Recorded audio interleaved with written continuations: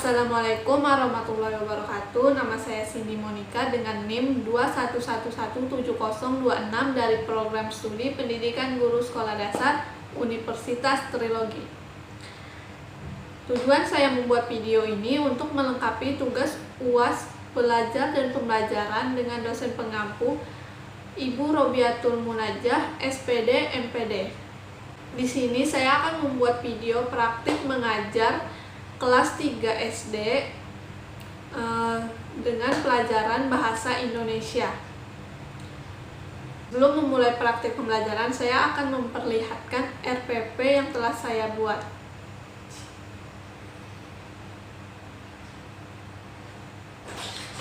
Baik, langsung saja kita akan membuat video praktik pembelajarannya. Assalamualaikum warahmatullahi wabarakatuh. Apa kabar anak-anak ibu? Alhamdulillah sehat ya. Alangkah baiknya sebelum kita mulai pembelajaran, kita berdoa dulu ya. Oke, berdoa mulai. Berdoa selesai. Oke, kita mulai pembelajarannya ya. Buka dulu buku paketnya, coba mana buku paketnya, kasih lihat ke ibu. Oke, nah coba kalian buka buku paketnya yang udah disiapin. Buka bab 6 kegiatan. Nah, di bab ini kita akan membahas tentang membaca puisi, menulis puisi, dan pengalaman. Yang pertama kita akan membahas tentang membaca puisi. Sebelumnya kalian sudah pernah mendengar orang yang membaca puisi atau bahkan kalian udah pernah membuat puisi?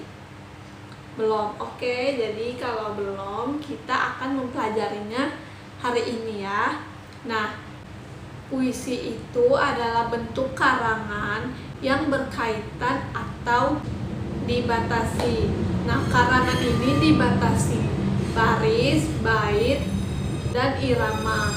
Nah, puisi ini anak-anak itu sangat menarik untuk dibaca, dan kita juga tidak boleh asal-asalan dalam membaca puisi ini.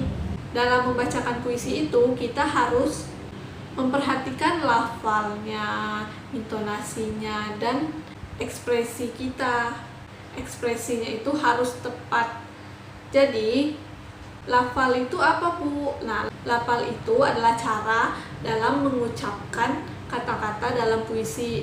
Terus kalau intonasi itu apa, Bu? Nah, kalau intonasi itu adalah perubahan nada dari rendah tinggi dan naik turunnya suara.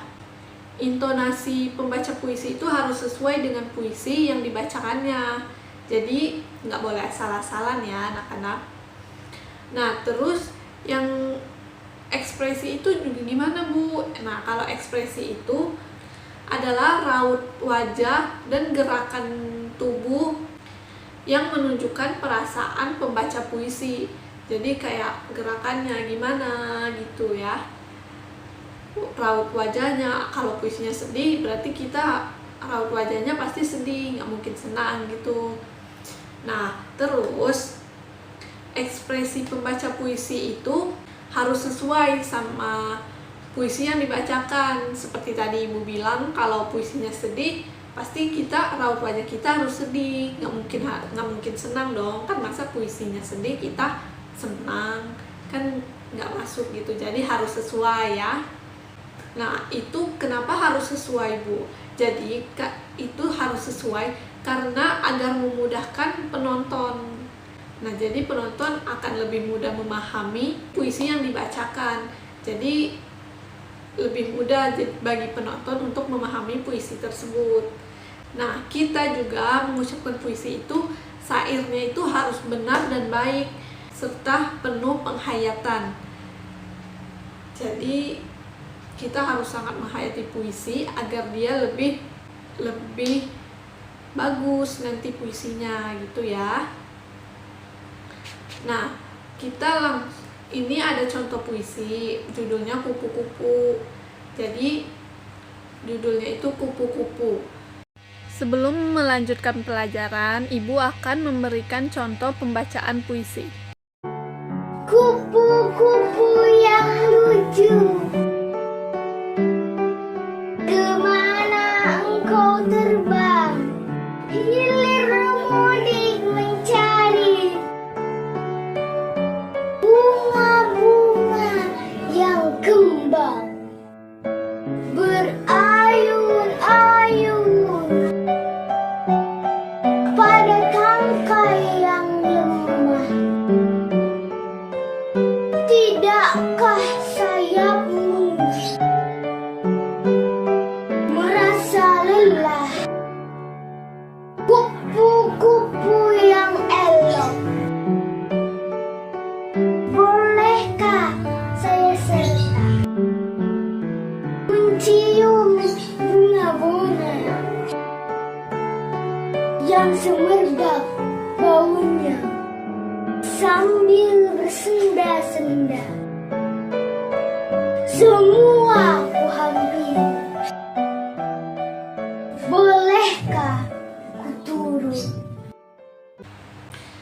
Nah, lanjut yang B itu menulis puisi. Menulis puisi dengan gambar yang disediakan. Jadi di buku paket halaman 68 itu kan sudah ada tuh gambar anak yang sedang memancing. Nah, itu bisa dibuat puisi anak-anak. Jadi ini seperti ini nih puisi. Minggu sore yang indah, air tenang, ribuan ikan berlari dengan tenang. Jadi dia bisa bikin puisi.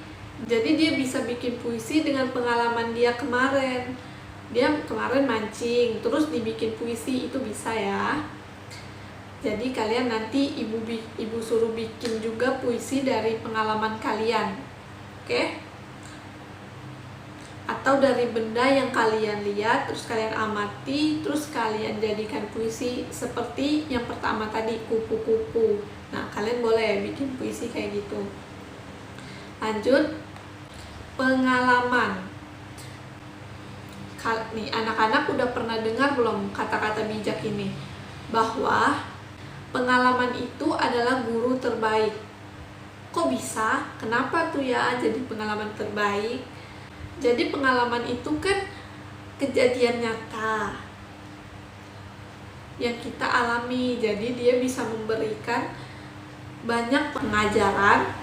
Nah, setiap orang itu juga pasti memiliki pengalaman nih. Anak-anak ibu juga pasti mempunyai banyak pengalaman. Seperti misalnya main sama teman-teman, naik sepeda, itu juga pengalaman. Naik sepeda terus jatuh, itu pengalaman ya. Nah, pengalaman itu nggak hanya yang menyenangkan, melainkan ada yang menyedihkan, terus ada bahkan yang menggelikan. Jadi pengalaman-pengalaman itu membuat kita selalu mengingatnya. Misalnya kayak yang tadi Ibu bilang, naik sepeda. Nah, saat pertama kali kita naik sepeda terus kita terjatuh, pasti kita akan mengingat itu kan. Terus hari pertama kita sekolah, itu pengalaman, jadi pasti kita akan mengingatnya. Waktu kita pertama sekolah, kita ngapain gitu, kita kenalan sama teman, itu pengalaman ya. Nah, terus pengalaman itu tentunya sangat menarik anak-anak untuk diceritakan kepada teman dekat kita, kepada keluarga. Itu pengalaman sangat menarik untuk diceritakan, apalagi kalau pengalaman yang menyenangkan ya. Nah, pada bagian halaman 70 ini ada cerita pengalaman Otong terpleset kulit pisang. Nah, kalian bisa baca di situ pengalamannya Otong ya. Jadi pengalaman itu singkatnya adalah kejadian nyata yang pernah kita alami. Kita main sama temen, itu pengalaman, kita pernah mengalami. Nah, sampai sini ada yang mau bertanya nggak nih anak-anak ibu? Apa udah ngerti semua nih? Pinter nih kalau udah ngerti semua ya. Silakan yang mau bertanya angkat tangannya aja. Nah, kalau nggak ada yang mau bertanya, ibu kasih tugas aja ya. Tugasnya itu membuat puisi. Jadi kalian boleh membuat puisi berdasarkan benda yang kalian amati, berdasarkan pengalaman, berdasarkan kesukaan kalian. Misalnya kalian suka menggambar, kalian bikin puisi, itu boleh. Jadi itu untuk tugas ya. Oke anak-anak ibu, karena jam ibu udah habis ya. Jadi tadi PR-nya puisi ya, bikin puisi. Nanti kita akan maju satu persatu ke depan kelas. Nah, jam ibu udah habis, jadi ibu akhiri. Wassalamualaikum warahmatullahi wabarakatuh. Cukup sekian video praktik saya. Lebih dan kurangnya mohon maaf. Terima kasih. Assalamualaikum warahmatullahi wabarakatuh.